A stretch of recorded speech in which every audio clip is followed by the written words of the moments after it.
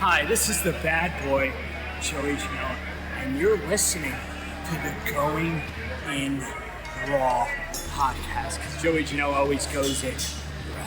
This is the American Nightmare, Cody Rhodes, and you are listening to Going in Raw. Hey everyone, Kenny Omega here. In case you didn't know, we have an awesome kick-butt show called Stephen Larson's Going in Raw, and they're going to be supporting AEW every week amongst many other things. Goodbye and smooch. Good night. Bye-bye. Hey, friendo, Steve here. And Larson. And welcome back to Going in Raw, the only pro wrestling podcast you need to be listening to right here on the YouTubes, youtube.com/Stephen Larson. Or if you're catching us live, we're at the Twitch at twitch.tv/Stephen Larson. Follow us there. Hit that sub button on YouTube. Hit that notify bell. And if you're listening to us in the audio realm, we love you too. Leave us a rating, review, or a comment. It really goes a long way towards helping the show. We appreciate it. Isn't that right, Larson? Yeah. That's right. Everybody who pays attention to anything we do is great. Absolutely. Anybody that pays any attention to what we do, they're just great. The slightest bit of validation is always welcome. Even just to show up in our YouTube comments to talk trash. Hey, you know what, man? We passed we're at 102 subs right now. Oh, wow. On That's the super Twitch. Cool. That's amazing. We were like way less than that but a week or two ago. We were way less than that. And now we're up to our ears in it. We have viral amounts of subs now. Oh, that's true. Yeah. Anyways. So yeah, we're going to talk about AEW. I'm trying to think if there's anything that I need to note. No new patrons since our news brief earlier today. We're filming this on Wednesday night, man. This is kind of new too. We're filming on Wednesday night. Fresh off. All sorts of new things. Fresh off. I like this though. I kind of like watch AEW, then plow right into the podcast. Yeah, I guess so. Oh, you're not into it? No, I'm totally into it. Let's watch it, get it done. Plus, on top of that, I mean, there's nothing preventing me from having a beer at 10 o'clock in the morning, but I feel more responsible from having a beer at 8:30 at night. Remember, you're an adult. You can do what you want. Did you ever used to do that with me and Mo and Jeff back in college? We used to post up at the student union and scope out the bar, see who was having beers at 9:30 in the morning. No. We knew they were the ones who had like the tough classes. Oh, yeah. They were drinking the stress away, huh? Yeah, man. We were just film students. We never had tough classes. No, it's a charm life, man. Anyways, AEW broadcasting, of course, from Empty Arena. What do you think was the standout moment for AEW? I've got my favorite moment, but I think the standout moment was probably the face-off between Jericho and Hardy, right? Yeah, it was pretty. There was a lot going on there. It was equal parts cheesy. It was mostly cheesy. Yeah, no, it's not equal. It's like 75% cheesy. Cheesy, but there was some good meaty stuff there. Yeah. It went on a bit long. I felt like they could have cut like 3 minutes from it and it would have been more effective. So I feel like they were trying to prove that people don't need scripted promos, and in the process, they might have proven the point that sometimes you need at least some bullet points or some scripting. Matt is actually really good improvising, especially when he's in character. Yeah. He's got that character down. I don't think the issue is scripting versus non-scripting. I think it's they walked in and says, all right, you get 15 minutes from the segment when they should have said, you get 8. I think they were just allotted too much time. And so they kind of spin their wheels a little bit. Yeah, that could be. But, you know, I mean, that's the same thing. Okay, if they say, hey, we're going to give you guys 15 minutes, and they come up with something that'll fill 15 minutes, and that's where spinning the wheels is.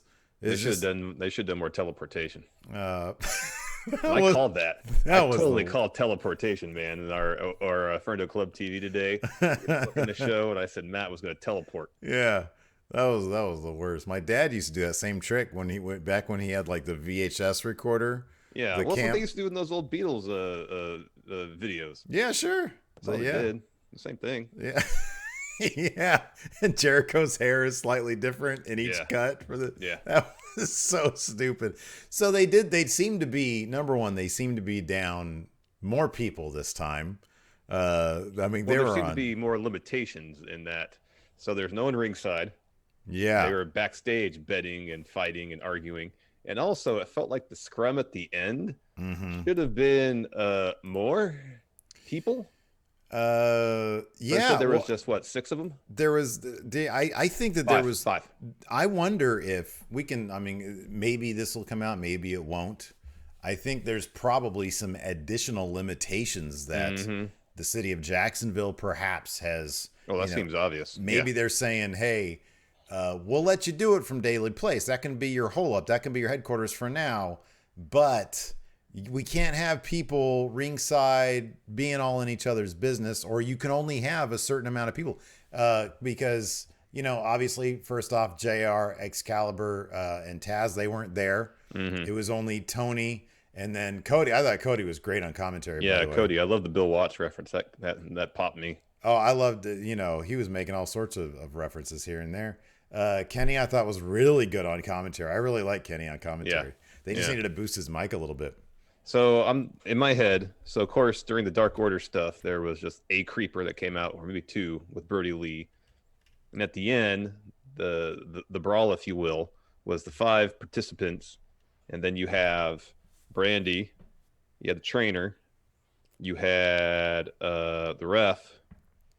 So that's 8. Yeah. At least 2 camera people. It's 10. Yeah. So maybe they got to do what they can with 10 people in the ringside vicinity. In that area, yeah, because they still had people betting on stuff, but they were all backstage in like a green room of some sort. Dasha particularly was popping me big time because at first, I was even watching, but it was on the little picture in picture. And I heard Cody say, "What's Dasha doing there?" And I had completely forgotten that Dasha had anything to do with AEW. And I was like, "Who is that lady right there? What does she do? Who is that?" And then she got closer. I was like, "Oh my God, it's Dasha!" And she's going crazy. She showed more personality in that one picture-in-picture segment than they ever let her show on WWE. You got that right. What the heck? So, anyways, I mean, there was obviously. There are no Young Bucks. There's no Hangman. This was bare bones. Yeah, it's like Kenny an episode of Next Kenny Generation. wrestling basically with one hand. Yeah, exactly. So yeah, it was what it was. They did what they could do. It didn't quite have the energy of last week's show, but you can't. There's really no way to replicate that short of having people ringside bring the energy to it. Well, I'll be honest with you, man. Here's the thing. When I'm watching this, and you can see the look on Cody's face, and it says it all. It says that we are holding on to this with like, transparent tape, with not even duct tape, with like the cheapo tape. Right. Double stick. So like, and you could see it on his face. He has like a small, like a smirk across his face that says, "We're on TNT. It's our freaking 5th month now, and this has to happen." But therein lies the charm. Brandy, with her, ring announcing, what she did last week, all these guys are working their asses off just trying to put on a fun show. And I'm not saying that WWE's not, but WWE has, they've got resources out the ass. In AEW, it just comes across. And I know they're financed by the son of a billionaire. I understand that. But at the same time, man, it feels like it's friends trying to just do this thing as opposed to, this obligation that we have to get to by next, but until this is all done with. So on that alone, I was like, man, you have my attention. And I know you guys are doing your damnedest. And they still did what they could. I really enjoyed it. I'll be honest. I liked Cody versus Jimmy Havoc better than the match I thought I'd like more, which is Kenny Omega versus Sammy Well, here's Guevara. the thing too: is even though yes, AEW is financed by the son of a billionaire, they still have that kind of DIY attitude. Yeah. And they still have that kind of insurgent attitude. They're the force that's trying to chip away at this giant corporate monolith known as WWE, and it's hard not to root for someone who's doing that, putting their butts on the line every single week. Yeah. Taking risks, all in an attempt just to provide a little entertainment in this day and age. Hats off to AEW. They're the absolute best. Yeah. Number one wrestling promotion in the United States. No, I love them. I think they're great. And the thing is also, this is what I thought you were going to say, is that even though the dude is the son of a billionaire, they are obviously sticking to a budget. Yeah. They are not just throwing money hand over fist at every problem they have. They are trying to be creative with stuff. Yep. And I thought tonight was a very creative. The highlight of the whole show was Brodie Lee channeling Vince McMahon. That was the highlight of the show. So I'm glad. I don't know whether or not to make that the thumbnail, but I really want to. Him with the giant steak. Dude, So I didn't put the Vince thing together with the steak. The sneeze. Oh, it's the sneeze, yeah. I was like, okay, that's it.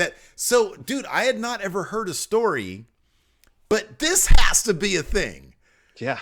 Vince, the sneezing, I know, but Vince at dinner and commanding somebody not to finish before he's done. No, not to finish, not to start until he's done. Not to start. Not to start until he's done with his. That's got to be a story, right? That's got to be a story. Oh, man. Oh, that one's got to come out. When is Brodie going to get on Talk as Jericho? Because I need that damn story. I know. I did not see this. And yeah, okay, screw it. This is going to be our thumbnails. We're going to talk about it at the head of the show then. I did not see this coming, man. I did not think. He said, he's sitting there eating a steak. And I'm like, this is great already. Like, he's got a suit on. He's like more of a mob boss, and he keeps on referring to the new Dark Order. This is the new way of the Dark Order. Yeah, and it wasn't like it was a supernatural thing, which is kind of what the expectation was. It was very much mob boss, talking to Silver and Reynolds, obvious underlings, and then the steak stuff where Silver's about to cut into his piece of meat, and Brodie Lee's like, how dare you? You don't start until I'm finished. Get out of here. And then Alex Reynolds, achoo, sneezes. Brodie Lee's beside himself. Just tells him to get out. Oh man, that was so good. And the funny thing is, so like I've seen some people on Twitter, and I understand the sentiment, but as long as you're creative with it, because I don't want this to be some one-dimensional thing where it's just him doing Vince out of spite for Vince, and I don't necessarily want it to be a satirical thing. But what else is it? I mean, it's out there now. This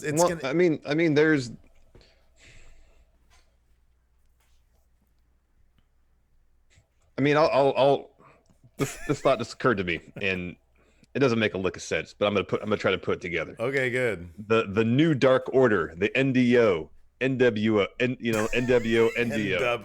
Okay, sure. All right, NWO. Yeah. So you got. Yeah, I can't quite put it together yet. That's There's fine. Something That's there. fine. No, there's something there though. Usually you have a day, and usually you'll come up with something. I don't know. There's something they're referencing. I mean, I know NWO is different company than WWF, Vince, but there's something they're doing there where they're maybe poking fun. Even NWO back in the day was hip, cool, again, insurgent group, financed by billionaire Ted, and the whole point of it wasn't necessarily to create a new hip thing in wrestling. That was kind of a byproduct. The idea behind it was to put WWF out of business. It was two billionaires, or one billionaire, one near billionaire at the time, having a pissing contest essentially, and see who would give up first. And so it'd be interesting to see if the Dark Order, if at first is a supernatural thing, now we get a hint of a mob thing, but really what Brodie Lee is not a supernatural entity. He's not a cult leader. He's not even mobster. He's a psychopathic billionaire. Yeah, that's his character. And the Dark Order is not. It's the whole self-improvement cult aspect of it is just a business venture on Brodie Lee's part. Well, it'll be interesting to see. Because I would like them at some point maybe to watch The Master and veer towards that, as opposed to just sort of doing Vince stuff every week. Well, I think. I want it to take on a life of its own, basically. I know, but I think if they're getting away from, like the pure supernatural cult leader thing, and I kind of like the idea of like this isn't so much spiritual or endeavoring to be a spiritual organization. This is a business. Well, I like the idea. No, and that's the thing about the Master, which is like it's a retelling. It's the birth of Scientology. It's referential to exactly. It's referencing L. Ron Hubbard in the birth of Scientology, how he basically enacted a business in order to. The front of it was a religion, and it continues to be a religion to this day. Yeah, even though it's watch what is it called? Clean something? Going clean? Going clear? Going clear? Getting clear? Is that what it's it is? a documentary on HBO or Showtime. It's fascinating. It is fascinating. But I think it's one thing to sort of start with Vince McMahon, but if you want, like people asked us last week, what's the ceiling for Brodie Lee? if you want that ceiling to grow and people to take him seriously, he had a dominant performance in the ring tonight, obviously. But if you want to keep that going so that he keeps on being a threat, the parody stuff is going to have to give way to something a bit more serious. Obviously. Well, at least the parody stuff's going to give way to something more multidimensional than AEW's attempt at doing the Vince equivalent of the Huckster and the Nacho Man. Right. But as far as just a one-time pop, oh my God. Fantastic. Especially when the sneeze happened. That man. And here's the thing. I've seen enough of AEW to know I'm going to give him the benefit of the doubt on this one. Yeah. So I'm looking forward to next week. And also, hats off to Brodie Lee's performance. He nailed that. Yeah, it was great. Absolutely nailed it. Mm-hmm. That was pretty fantastic. That was pretty great. But anyways, let's just get into this now. The episode kicks off with Kenny, Cody, and Tony. They're all at the commentary. And Cody is got his gear on already. Yeah. And they intro the show, and they're rolling with what they got tonight. Yep, previewing the matches for the evening. Yeah, first match, as you said, Cody was in ring gear prepping for match because he had first match against Jimmy Havoc. Jimmy Havoc is kind of been the main event of Dark, undefeated, 3-0. Oh, is that the fact? Okay. I haven't seen Dark. I'm sure they referenced it tonight. I don't know if he was de facto the main eventer of Dark, but yeah, they referenced that. I think they referenced it tonight. Yeah, they did. Okay, 3-0. Cool. In singles competition this year. So early on, Kenny and Tony are constantly making reference to Jimmy, not necessarily discounting his technical credentials, but saying, he's a guy who likes to inflict punishment. He's known for the hardcore stuff. But early on, it's not that. Mm-hmm. It's technical wrestling. It's wrestling. Yeah. After a bit of that, Jimmy goes up to Cody, shakes his hand, bang, sucker punches him. And that's when he starts cutting corners. Because shortly thereafter, Cody hits the Cody cutter, follows the figure 4, and Jimmy's trying to get out of it and just pokes Cody in the eye. Mm-hmm, yeah. That's why he breaks the hold. No staple gun, sadly. I was kind of disappointed by that. Yeah, dude. You never know how many. Like, do you really want to be messing with blood in this day and age? Well, they were brawling up on the stage, and Jimmy puts a headset on to talk trash to Kenny, and he grabs Cody by the tongue. Okay, no, yeah, him. Okay, you went. You're right. You totally went on. Yeah, okay, yeah. So shooting a couple staples at somebody is relatively harmless in relation to grabbing somebody's tongue and then punching. Good point. And then so that happens. They're back in the ring. Jimmy hip tosses Cody into the turnbuckle twice. Cody's kind of selling knee. Jimmy's in control for a while till Cody backdrops him on the stage. And then Cody does the thing where he runs back a long way. Where's he going? Is he going home? Yeah, no, that was great. Delivers a clothesline, sending Jimmy back in the ring. Kenny was so fun on commentary here, mm-hmm. Especially for the end segment. I thought he was really good. Mm-hmm, yeah. Cody's going for another Cody cutter. Jimmy counters that with an arm bar. Cody gets the ropes. And Cody goes for a crossroads. Jimmy escapes that, continues to work Cody's arm. Eventually, they find themselves up on the top rope. Cody hits a reverse suplex, follows that with 2 crossroads. And he hits the first one. They're like, oh, done. That's it. And then he picks him up for another and like, whoa, this is new aggressive Cody, even though he's done this before. Cody needs to calm down. Yeah, Cody needs to calm down. He needs to keep his eyes on the prize. Oh, he only hit 2. He settled himself back down. So he hits 2 crossroads to get the win.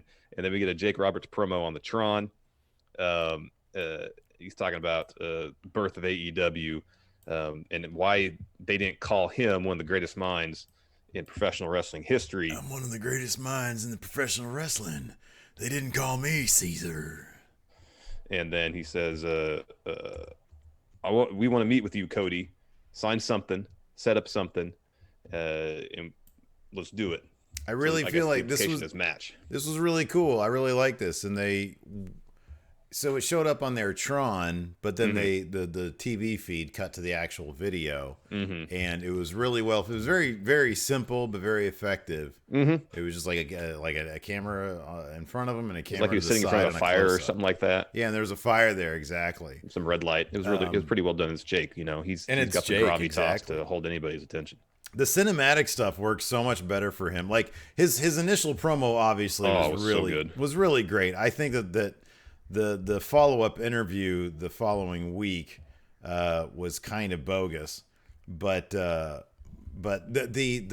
stuff in the pre-film stuff at Darby Allin's house, the that was good too, stuff, that was awesome. That was great. Yeah. That was fantastic.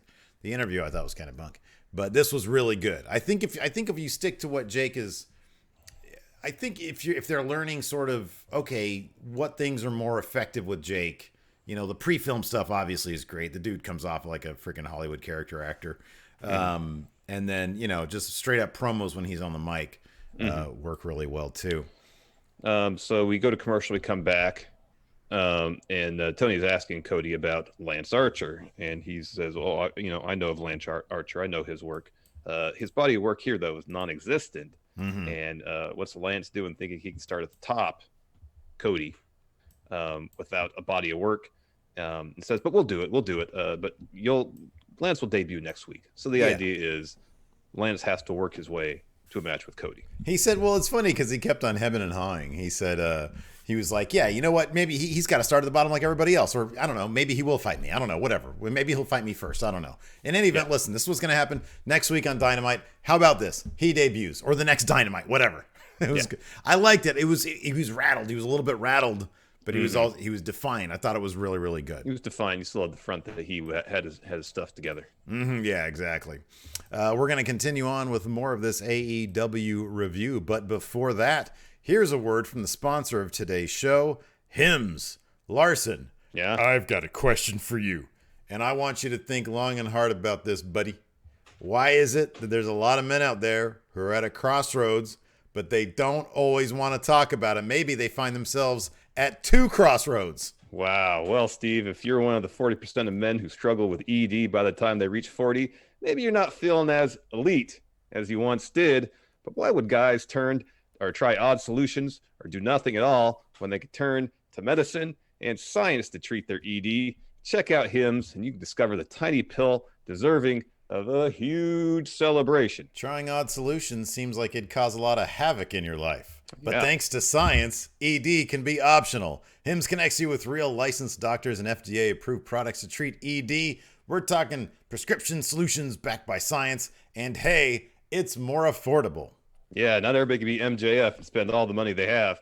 With Hims, you can stop worrying about awkward in-person doctor visits or painful injections. With Hims, all you got to do is answer a few questions about your medical history and have a confidential chat with a doctor to review your responses. Upon doctor approval, products are shipped directly to your door. That's right. Try Hims today by starting out with a free online visit. Go to forhims.com/GIR5. That's FORHIMS.com/GIR5. Forhims.com/GIR5, the number 5. Prescription products are subject to doctor's approval and require an online consultation with a physician who will determine if a prescription is appropriate. See website for full details and safety information. This could cost hundreds if you went in person to the doctor's office or pharmacy. Remember, that's forhims.com/GIR5. After that, we had a terrific Darby Allin video package. I feel like maybe he had a bit more time on his hands because this felt probably by far the most cinematic one we've seen. There were a lot more shots. There's a really cool score to this. Yeah, the voiceover was really well done. Yeah, it was really well done. So it was Darby. He had, by the way, I want to know if this is like his shoot car. It's like a busted up old van. It's a truck. Was it a truck? I thought it was a van. It was a truck. Okay. He was dragging the body bag. Oh, that's right. Yeah, that's right. But in any event, it was busted up old jalopy. And so, yeah, he was like, at one point, he was like dragging a body bag. He had like a table and he had all the masks of the inner circle. Mm-hmm. And he was talking about Kip Sabian. Because they have a match coming up. They had a match coming up right after that. Yeah. And then so he put all the masks, he was wearing them, took it off, slapped them on the table, poured gasoline all over it, lit on fire. And he said, tonight, I'm going to sacrifice Kip Sabian for the sins of the inner circle. The only thing here is this thing was like a real work of cinematic art. And then they go right, without a cut, without a fade to black, they go right into Kip Sabian's cheesy Tron full screen on my TV. And I'm like, oh, that's Kip Sabian, because all of a sudden it looked terrible. His little logo of his face is just screams indie worker. He needs like a professional designer to design him something cooler than an that. upgrade. What's that? Needs an upgrade. I think so. He's terrific though. He's got a great look. He's got a great head of hair for his age. Yeah. He's a real superstar. Yeah. And the chemistry between himself and Penelope Ford is fantastic. It really is. I would watch this guy all day. Real superstar. I just realized you were making a bunch of references to Austin Theory. He's got a great head of hair. Yeah. Yeah, Kip Sabian does have a great head of hair. He's a good-looking dude. He's a handsome dude. Yeah. This was a fun match, too. It was fun early on. Hold on a second. Wait, we got to back up here. Every week I see Darby Allin. I know I already nutted all over his friggin' video thing, but goddamn, I'm telling you, man, this kid, they're going to ride him to the friggin' moon. Yeah, if they build him properly, when he wins that world title, it's gonna take AEW to the next level. I'm telling you, he's got that kind of charisma. Well, that's what Cody was saying. He's comparing Darby to a young Sting. Yeah, it's totally true. Except Darby Allin's got more charisma. Yeah, I know. I love Sting, but come on, Yeah. And JR on Twitter said Darby is a combination of Jeff Hardy and Sting. Yeah, boy, who wouldn't want to be High that? praise. Plus, High he's praise. like better looking than both those guys. So anyways, early on, Darby has Kip Sabian set up against the barricade. And Darby charges him. However, Penelope Ford pulls Kip out of the way. Darby goes crashing into the barricade. Kip maintains control for a while until Darby slaps the hell out of Kip Sabian a bunch, hits the stunner, gets the 2. He's got control for a while, and then Kip drives Darby into the corner. He regains the upper hand, starts working Darby's lower back, and that's something that Cody mentioned on commentary is during commercial, while we didn't see it. After Darby went to the barricade, Kip was working lower back, and that would play into the finish of the match. So Kip has advantage. He misses an enziguri. Darby looks for a suicide dive, and then Penelope Ford steps in the way. So Darby puts on the brakes, realizes where Kip is, hones in on him, bang, suicide dive. Best suicide dive. He and Ray Phoenix have the best suicide dives. They should have a suicide dive off. There you go. So Darby's on the apron. Penelope Ford grabs his ankle. That allows Kip the opportunity to hit an enziguri, draping suplex, gets a 2. And then seemingly Kip has the advantage. And kind of out of nowhere, Darby locks in kind of a knee bar, rotates Kip over, does what did Cody call it? Gibson leg lock. Darby he called said it was. He called it a couple things. He called it like at one point he called it. It was like there was some variation on figure 4 leg lock. Yeah, he said depending on where you are in the country. Yeah. Anyways, it's called Last Supper when Darby does it. It's kind of this thing where he does a figure 4, but then does a jackknife cover on that. That gets him the win. I guess the idea is his back was too damaged to go for coffin drop. Therefore, he relied on Last Supper to get the pin. I'd seen him. He's done this a couple times, but everybody kicks out. I thought he's done it prior. It was a really fun looking move. And to get the pin like that, look, my thing is this dude needs to start right now thinking about longevity. Yeah. And that coffin drop is not going to extend your career at all. Did you notice Cody was talking about Darby before the match started? Said, yeah, it looks like, gosh, how would he say exactly? Darby's really stretching it out in the incline. Talking about his pecs. He's getting more pec meat. Oh, yeah, man. So maybe Darby will go full Will Ospreay and double his muscle mass in the next year and a half. That's a lot. Will Ospreay is huge now. He is jacked. He is huge. He is jacked. And it's almost uncomfortable. But I do think that if Darby wants to solidify, look, I think being a smaller guy and winning the world title, even at his size right now, I'm sold. And I know you've been sold for a while. I haven't been. I'm sold now. That being said, if you want to make the real money, you got to start getting on the gas. You got to start juicing. No, he doesn't have to get on the gas. Your he just has gills. To keep hitting that incline. I'm joking. But that pec meat. Yeah, but a little bit of meat ain't gonna hurt you. No. But Will Ospreay, that picture of him, it was like the Wrestle Talk thing. I sent it to you. It was like, this guy is just ungodly. Well, he put a picture on Twitter. If he's he's sheltering in place, I think in the United Kingdom. and he put a picture on Twitter of him with his shirt off. He's enormous. Enormous. He's not a junior anymore. Yeah. He's been watching that Scott Steiner workout video, man. Gosh, he was huge. I'd seen him wrestle in a while since he lost the belt to Takahashi, I guess Wrestle Kingdom then. Yeah. In a couple months. I felt like he's put on like 15 pounds of muscle in 2 months. Just pure muscle. It was comical, that picture of him in the Wrestle Talk thing, because he's wearing like the tightest t-shirt imaginable, and he just he looks like he's just blown up. He's massive. He's huge. He's huge now. That's good though, because like hopefully that means he's going to stop all the wrestling where he's going to break his neck. Well, here's the thing. He could do that stuff. He doesn't have to do that all the time. That was right, issue. Exactly. Yeah. Bust it out. Look, bust out the coffin drop for pay-per-views, man. You only have to do it 4 times a year. Yeah. And then the thing about Darby is he's got quickness to spare. He could probably put 10 pounds on and still be pretty like quicker than anybody else. Honestly, like I'm kind of sad that he, for whatever reason, doesn't use that cool stunner of his as a finisher. Because it's awesome, and you could do it at his size, especially. You can do it out of nowhere, and it looks great. Yeah, he's so dang crisp. Yeah, he's so much fun. Next, we had Jake Hager taking on Chico Adams. Chico, hey Chico. This went about as would it be expected. Jake Hager made pretty quick work of Chico, hits an Uranagi right into the arm triangle.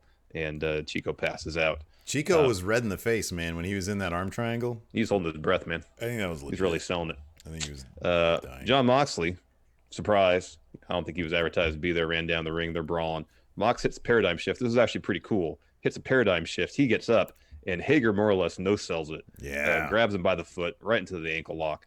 And then Mox does the thing where he flings Hager out of the ring. Swung that title at him, and his zipper was undone, too. Yeah, it might have been. So you texted me. I tried to pay attention. It definitely could have been. Either his zipper was undone, or there's a weird stylistic choice with those weird pants that do the weird military. You know what? I'll say this. I have a pair of pants that even when the zipper is up, the little flap of cloth that covers up the zipper.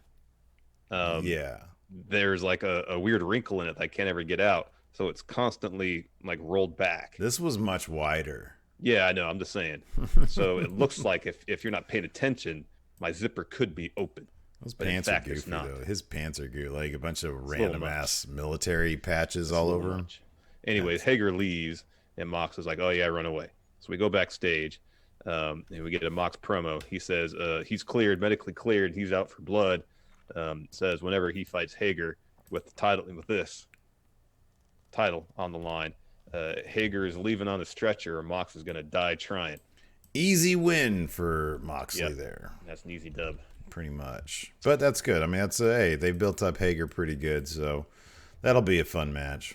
Yeah, that'll be all right. Let's see here. After that, we had they sort of did another Brodie Lee video package recapping what he did last week with his debut, and then we talked about this pretty extensively, but we'll just go the beats here. So it's a Brodie Lee promo. Basically, it's a filmed thing where he's in a room. He's at a table, sitting at a table. He's got a delicious. Oh, it looks so good. Delicious steak in front of him. I'm running out of food. I've been 2 weeks. I've been to the grocery store really to do a full shop. I'm going tomorrow morning, and man, a lot of my anxiety has been relieved because I stocked up a Winco today.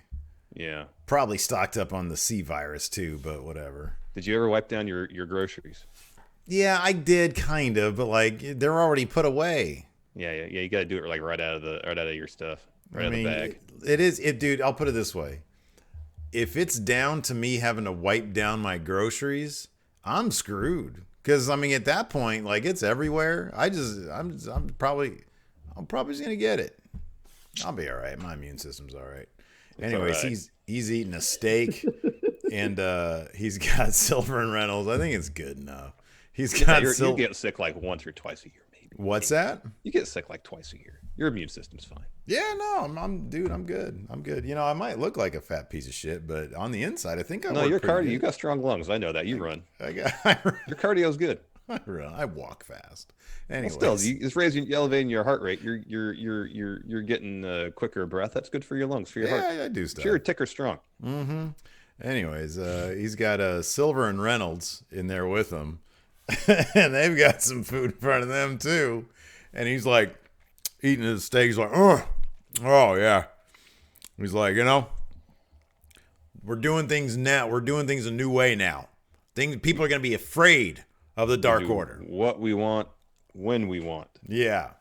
And new Dark Order. New Dark Order. And so, hold on a second. Silver is shiny, bald guy, yes. Silver. Yes. He's about to dig into his steak. He's like, what are you doing? What are you doing? I haven't even... You wait till I'm finished before you start your food. Get out of here. Right? Yep. And so I'm cracking up, and I'm texting him like he's like a mob boss now. That's cool. And then he starts talking to Reynolds, and Reynolds sneezes. Oh, he loses it. And he loses it. And tells Reynolds to get out. Gosh, that was good. Oh man. That was good. Good for them. Let them get Brodie. Let Brodie get this out. Yes. Let him get it out. Yes, in a healthy, creative way. After that, we had QT Marshall. Apparently, Cody's best friend in wrestling. That's what Cody said. That's what Matt Hardy referred to him as, QT Marshall. Either him or Jericho. One of them on the podcast. That's what I heard. They said, yeah, he's got QT Marshall over there. And I was like, is that actually how you pronounce it, or is he just being goofy right now? Yeah. Because I'm pretty sure it's just Marshall. It's Marshall. That's what Cody said. Says his best friend in wrestling. He didn't last very long. No, this is, again, QT got a little bit of offense, but in the end, Brodie Lee wins with discus lariat. I'm not huge on the Sister Abigail shout because it's awkward. It doesn't flow. It doesn't flow, and you don't need to be that much into the whole, hey, I just came from WWE thing. Yeah, yeah. And last week, his pants were too big. Mm-hmm. This week, they were too small.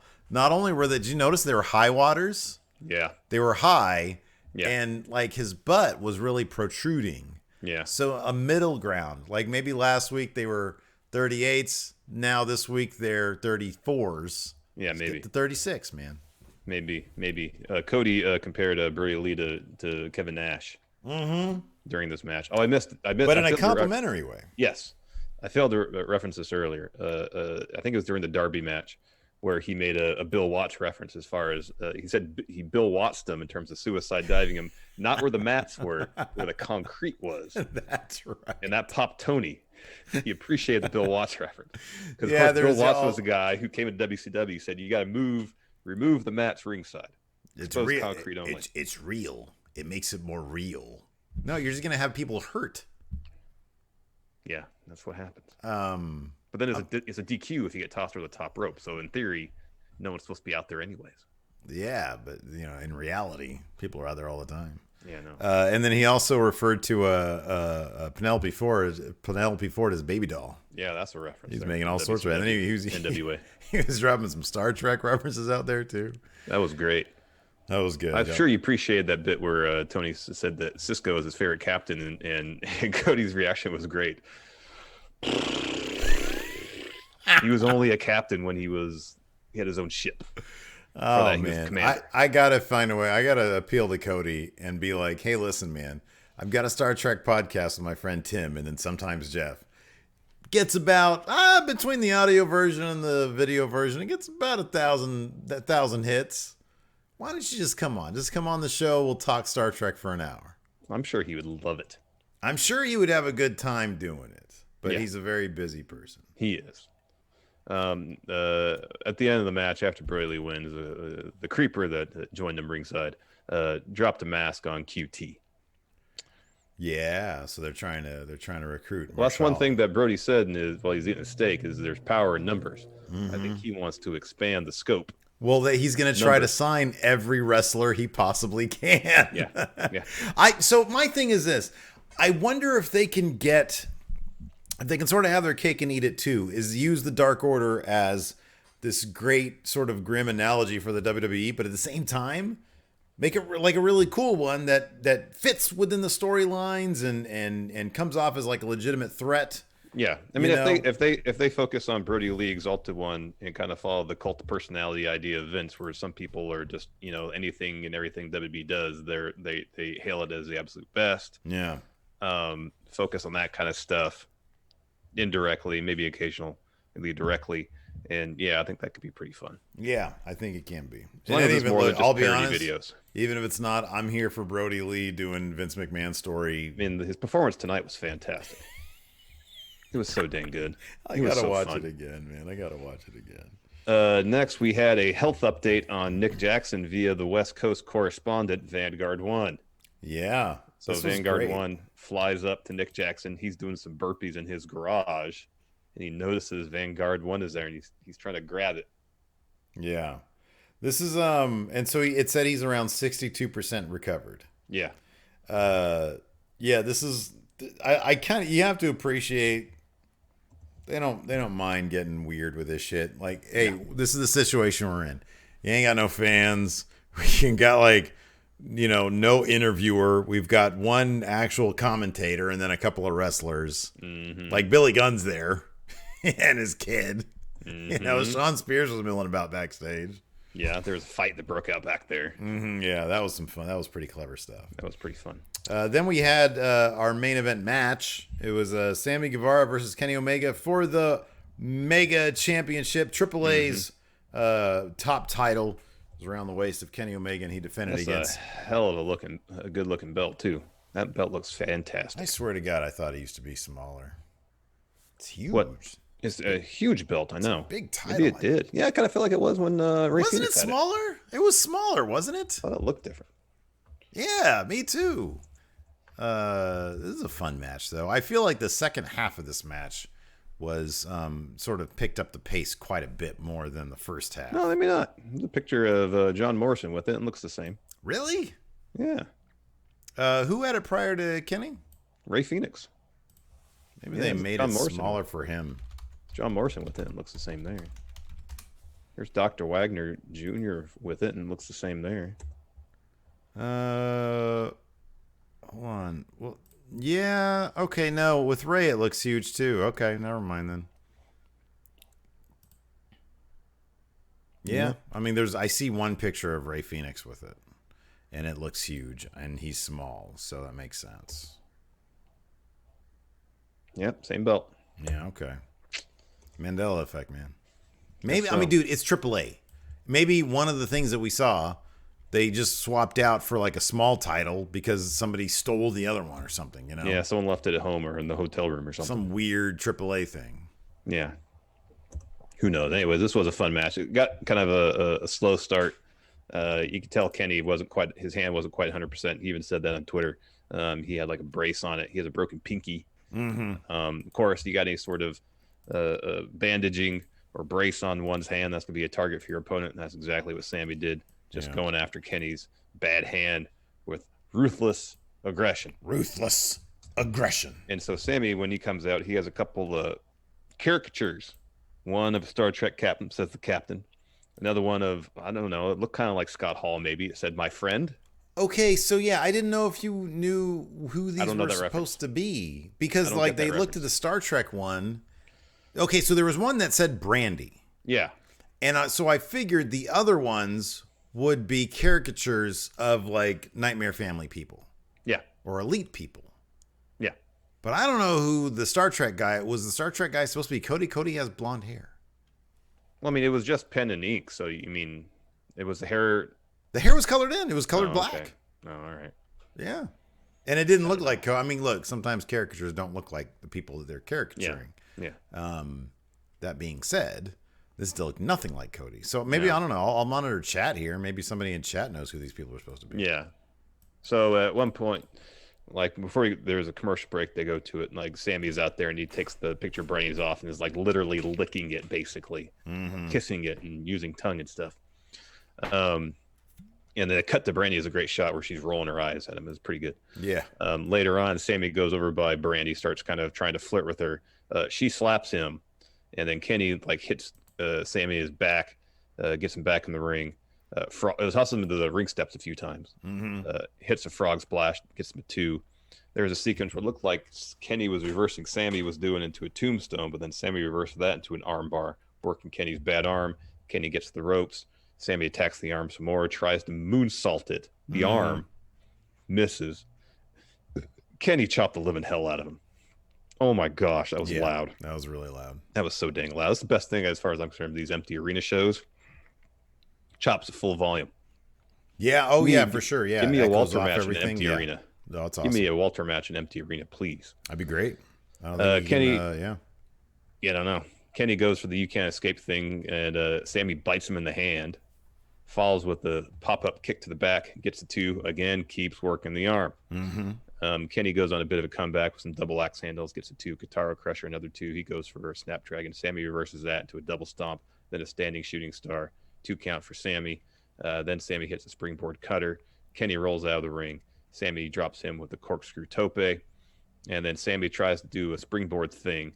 Instead, Kenny catches a power bomb, flips him over, Matt Riddle style, V-trigger.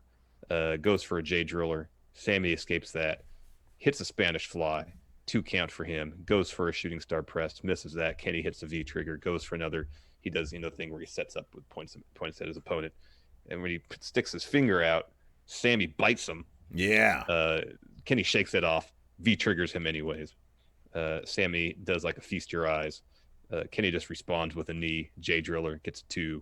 And then he hits a V trigger, One Winged Angel for the win. It started slow, but the second half it picked up pretty dang good. Yeah, it did quite a bit. Yeah, it was it was. They gave it about a half hour. They gave it a long time. I know. Yeah, they started around like 6:15, I think. It went to like 6:45. And yeah, I feel what you're saying though. After that, we had Jericho and Matt Hardy's face to face.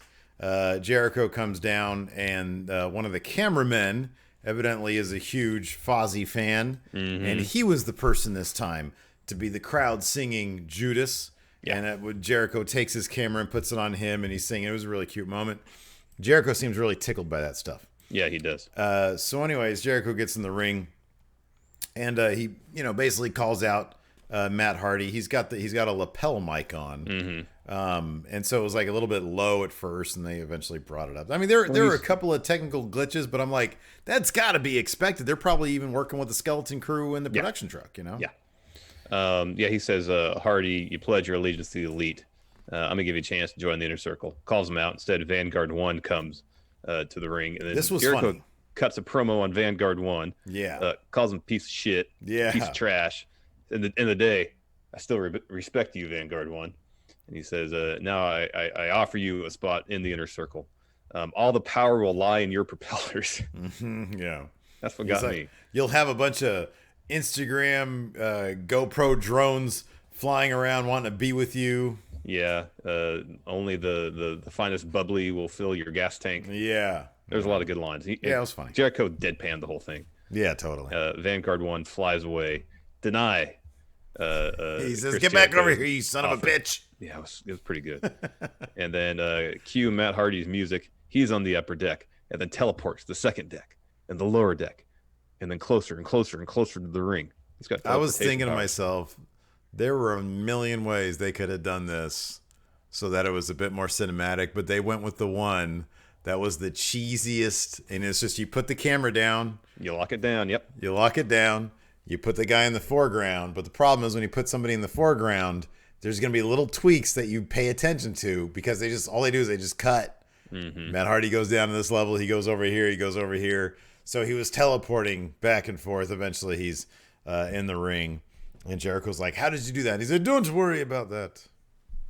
Yeah. He says he calls himself Magic. Yeah, that's right, because I'm magic. And then Jericho says, "Well, it is impressive, but this is my show. It's my company. It's a company that I built."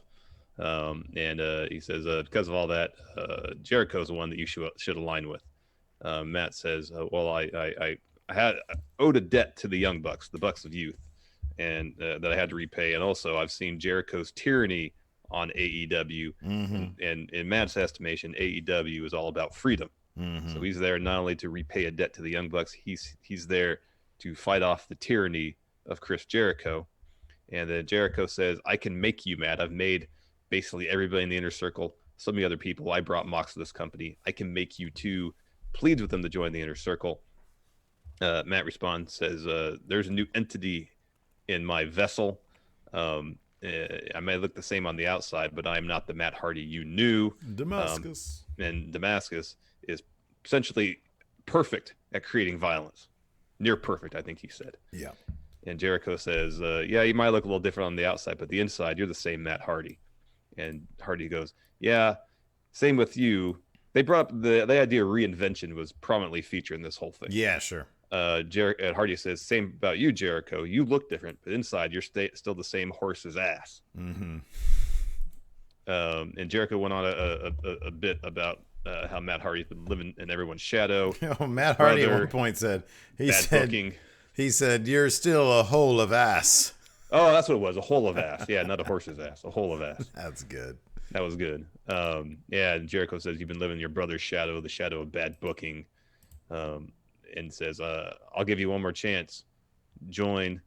You're either Inner Circle or are you with the Elite? And Matty Hardy says, delete. Jericho goes, no. Inner Circle or Elite. Delete. Elite. Inner Circle, Elite. Delete. Elite. Delete. Elite. Delete. Elite. Delete. Elite. So that goes on and on. Yeah. And then Matt says, the crowd will sing your song. They'll sing Judas. Funny thing is, he says, Damascus, he knew Judas. He betrayed me too. Mm-hmm. And then Matt has a new song. I couldn't really make out the lyrics. No, it was, they used to sing this in TNA. Okay. And it just says something like, and you'll be obsolete. And then he says, obsolete. And then Jericho's like, well, why are you singing that? No one's going to sing along. No one's going to say your stupid catchphrase. And Hardy's like, no, this venue is full of essences and entities. I really like this bit. I mean, Matt Hardy is very creative, and I liked how he was like, saying, there's Abraham Lincoln, and there's, I forget who else was there. Max Martin Luther King Jr. Martin Luther King was there, and so he'd have like a clever thing. He had a dream, and I do this. And I thought Matt Hardy, he's so, man, he's got the character stuff down. Mm-hmm. Like, he is like freaking method on this stuff, man. He knows what he knows what his character is all about. I'm not saying Jericho doesn't, but there were some moments in this that were like a tad awkward because I think what you're talking about, they just had to fill a lot of time. Yeah, there was a long segment. Yeah. A long segment. Anyway, so at the end, Jericho slaps him. Mm-hmm. Matt slaps him back, knocks Jericho on his butt. And Jericho said something like, oh, you must be a new Matt Hardy because you knocked me down. With However, I know punch, magic yeah. too. Mm-hmm. Abracadabra, 3, 2, 1. Sammy attacks Matt from behind. Of course, Cody and Kenny were on commentary still being great. They run down with chairs to make the save. Yeah. And then Sammy and Jericho are on the ramp. They're like, hey, let's go back down. Fire right in their face. So Yeah. apparently, Matt is controlling the pyro. Yeah. Very Kane-esque. And yeah, wherever they went, like the little columns, they had like fire coming out of them. Yeah. So yeah, that was good stuff. It was good. So there you go. Let's answer some questions. Yes. Good to answer some questions now. Gamer Realm, if they shut down the Performance Center in WB, do you think AEW will do the same or keep going? It depends. It depends exclusively on shut down was a county order. Was it city? Was it a city thing or a county? No, it was county. It was Orange County. Okay.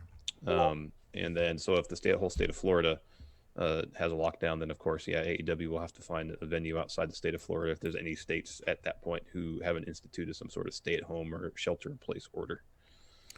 Let's see here. Brian Luckman with AEW putting on good shows with no fans. I don't know where that thing is coming from. Sorry.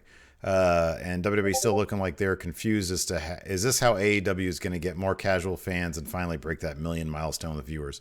No, I think everybody's sort of pausing right now. Mm-hmm. And what's going to matter is when the fans are allowed back in the arenas, who's going to put on the best. Yeah. James Fletcher, what do you think of what Jericho said about chair shots in the Benoit doc, saying you just gritted your teeth and tensed your shoulders?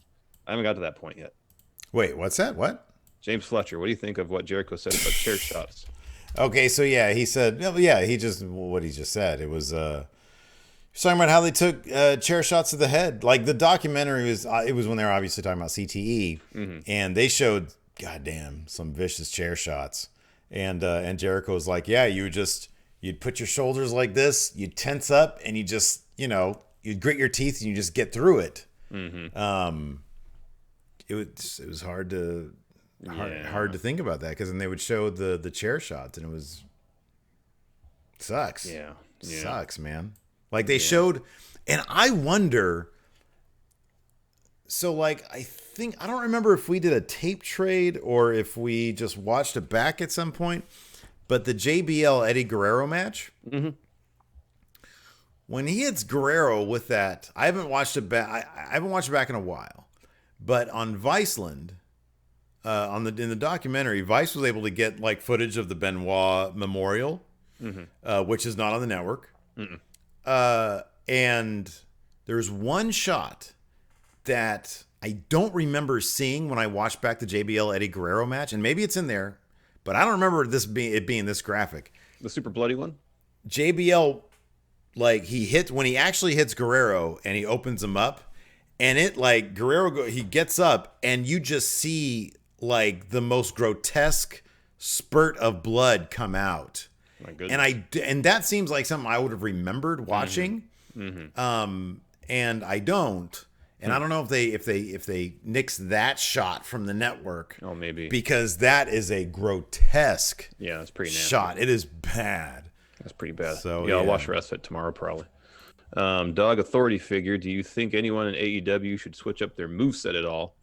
Dog Authority figure thinks the Judas Effect and Paradigm Shift don't look particularly impactful. I would have liked to see Mox adopt a new finisher when he went to AEW. Oh, I like both of those, to be honest with you. Like the Judas Effect, it took me a little while to get sold on, and I still sort of think it's a bit on the silly side. But people sell it like crazy, and he's getting better with it. And I think what it really, if you're not sold on it, watch the Darby Allin. I think it was the tag match when he does a suicide dive and he hits it there. It was really cool. Yeah, it was great. Yeah, he's getting better at it. When he first did it to Kenny in Double or Nothing, you're like, that's it. Yeah, right. Because he didn't really torque it. Like you see Andrade do his back elbow, even before the one on Cedric this week. He looks like he just about takes people's heads off with it. Mm-hmm. And Jericho's not quite there, but he's getting closer. James Fletcher, do you think Benoit's kid will be able to wrestle in any company under his real last name, given the connotations that last name has? If he ends up being any kind of a decent wrestler, I think he'll be okay. I think that the passage of time, and I think things like this Dark Side of the Ring doc is getting a lot of attention. I think people will be able to move past it. I don't think. Yeah, he said as much. That's his goal, is to wrestle with Benoit. Yeah, he'll need to gain about 50 pounds because he's small. Yeah. But if he wants to do it and he ends up being a good wrestler, more power to him. And I do think that plenty of promotions out there will take him. I think that there's no chance that he'll ever be able to wrestle with that name in the WWE. No. And I think that AEW would if he ends up becoming a really good wrestler, because they want good wrestlers, I think it's possible that they would take him. Mm-hmm. I don't, however, think that his dad is ever going to get into the WWE Hall of Fame. No. That'll never, ever happen. Never happen. But in terms of, could he wrestle with his name? I think at this point, yeah, I think so. I think people would understand the difference. Prediction tag champ AO Worm. Do you guys like the Sister Abigail setup for the discus clothesline? No. I don't, because of what you said. It doesn't flow into his move. It doesn't flow. If it flowed into his move, flowed into his move, it would be okay. But at the same time, I don't know if it's supposed to be a tribute to a guy that he liked or if it's supposed to be a swipe. Yeah, I don't know. I don't know. Adrian C. and Kayfabe. Why is Penelope Ford not hanging out with Kip Sabian in the trailer backstage with everyone else? Why would she not want to be with her man? It looked like a disaster back there. Yeah, there was too much going on back there. Gambling, and she was drinking. She was probably like, this is not for me. Yeah. Or she's hooking up with her ex, the bad boy Joey Janela. Wow. Maybe. Glorious Steve Klain. Hey, friendos. Hope all is well. Whose pictures would you have rooting for you in the crowd, and why? What drawings would you have rooting for you? Yeah, what caricatures? I don't like a bad caricature of my dog Gypsy. Yeah, I'd get one of Zoe. Mm-hmm. That's good. My dad. Okay. I just have like the drawings of us. And I'd have Hilton. this. I just have this. There you go. I'd have Hilton. Oh, you'd have Hilton? Yeah. You're gonna lose. No, because then it'd make me want to do well out of spite. Oh, okay. Oh, okay. So it's the other way. Okay. Yeah, not motivation in terms of inspiring. Motivation via negativity. Yes. Steve Klein again. What's your favorite piece of AEW merch? I don't think I have any. My It's your Joey Janela shirt is Janela really shirt, yeah. comfortable. Yeah, I don't think I have any yet. Thomas Dunnigan. Oh, could that sneezing part during the Brodie Lee segment be a jab towards Vince? 100%. 1,000%. Thomas Dunnigan also from 1 to 10. How good did that steak look? It's been a while since I've had a steak, so it looked really good. 11. To me, it looked really good. I was like, man, Fantastic. I was maybe quite hungry. that's Wolfpack a Vince for life. level steak. Yeah. Didn't AEW say they weren't going to focus on characters? Half the wrestlers are characters. Did they actually ever say they were going to focus on characters? That was a lot of supposition. They're going to be more sports oriented. I like characters. Freaking what is pro wrestling without characters, man? Give me characters all day long. Yeah. I love characters. Yeah, characters are good. Gives me something to care about. Anyway. Personality to latch on to. Absolutely. You know, I can relate to them and they won't be obsolete. All right, anyways, that's it for the show. Oh, wait, hold on a second. Wait a second. What? I want to give some shout outs here in our live Twitch Yes. stream. Let's see here. Starting from the bottom, and we'll go to the top. Brew Crew Bomber, thank you very much for the sub. Let's see here. Also, Weathered Souls says, I'm now officially out of work until at least May. What are your favorite matches I should watch? Well, hopefully you're okay and you're on your feet being out of work until May. Good luck with all that. Larson, what's your favorite match that you would recommend to Weathered Souls? End of an era match. Watch that. That's good. Either or both of the Shawn Michaels Undertaker WrestleMania matches. Watch the entirety of Wrestle Kingdom 2017. Watch Survivor Series 98. Have you watched that recently? No. Does that hold up? I don't know. I wonder if it holds up. Don't know. Stevie Bradley, the Enforcer, hitting us with the sub. Thank you, Saying Enforcer. stay at home, y'all. Yeah, Sir Wedgie, hitting us with the sub, says Thank hype. you. Thank you. Thank you very much. And yeah, man, we're at 102 subs. So thanks everybody for your support. We definitely appreciate it. Check out bonus episodes over there on the Patreon, patreon.com/Stephen Larson. It's a lot of fun. And yeah, till next time tomorrow, we'll have our NXT review. Thanks for watching. Till next time, we'll talk to you later. Goodbye.